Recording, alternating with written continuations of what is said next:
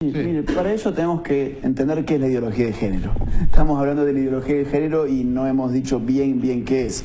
La ideología de género es un conjunto de ideas anticientíficas que con propósitos políticos desarraigan a la sexualidad humana de su realidad natural y explican la sexualidad humana sencillamente por la cultura. ¿Esto qué significa? Bueno, que ahora la variable significativa a la hora de explicar la sexualidad humana pasa a ser las relaciones culturales, pasa a ser la sociedad, la cultura, la construcción cultural, como se dice. Y obviamente el antídoto hacia esa opresión es la autopercepción. Yo me libero de esta sociedad que me obligó a ser hombre, vestirme como hombre, tener el pelo como hombre, autopercibiéndome, por ejemplo, como una mujer. O, ¿por qué no, por ejemplo, autopercibiéndome como un gatito? Que es algo que ya existe en Europa, se llama transespecie. O ¿por qué no autopercibiéndome como un nene de 6 años? Que también existe. Bueno, eso no es común. Pero eso ya está pasando en Europa. Por ejemplo, en Canadá. En Canadá ya hay un caso de un señor de 56 años que se autopercibe como una nenita de 5 años o de 6 años, usa ropita de mujer, babero, qué sé yo. Y hace 10 años de este señor la sociedad hubiese dicho: pobre señor, debe tener algún tipo de problema.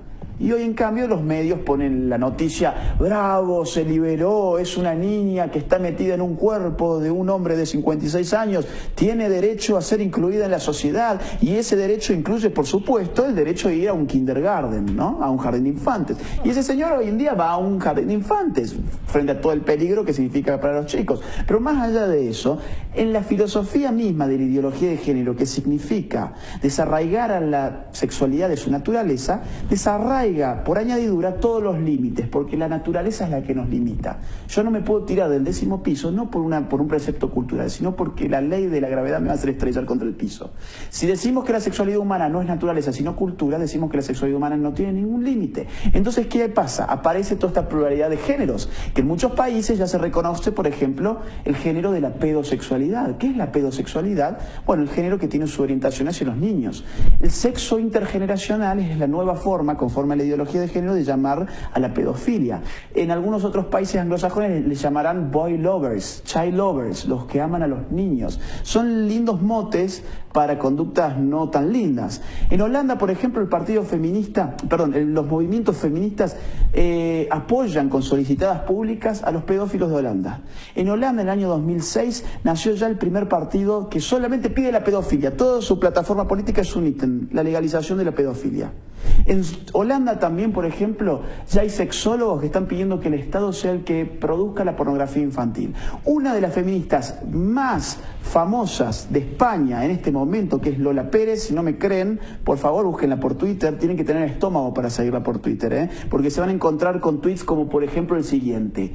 Ella se pregunta por Twitter: ¿qué tiene de malo, por ejemplo, querer tener relaciones sexuales con un bebé muerto? Y claro, ¿qué tiene de malo si la sexualidad queda librada al arbitrio de la cultura? Ninguno. Tendría algo de malo si hay algo de natural en nuestra sexualidad, que es precisamente con lo que barre la ideología de género.